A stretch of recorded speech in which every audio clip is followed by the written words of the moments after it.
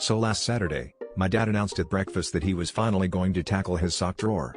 He said it with the same gravity as someone preparing for a triathlon, which should have been my first clue that this was going to be an event. My mom just rolled her eyes and told him not to get lost in there, which, in retrospect, was eerily prescient. I figured he'd be done in an hour, tops, and didn't think much of it until lunchtime rolled around and there was still no sign of him. By early afternoon, I started to get worried. I went upstairs and found the bedroom door ajar, and there was Dad, sitting cross-legged in a mountain of socks, color-coded piles spreading out like some kind of textile rainbow. He was muttering to himself, occasionally holding up two socks and squinting at them like he was trying to solve a mathematical proof. When I asked if he was okay, he just waved me off and said, "I can't rest until every sock finds its soulmate." It was at that moment I realized he hadn't just organized the socks by color, he was attempting to pair each sock with its perfect counterpart, soul and soul aligned. Things escalated when my uncle swung by and, fool that he was, tried to help.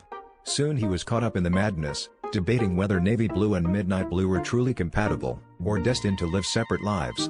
At one point, I heard Dad deliver a passionate monologue about the tragedy of single socks, quoting Shakespeare and lamenting the cruel fate of the footless.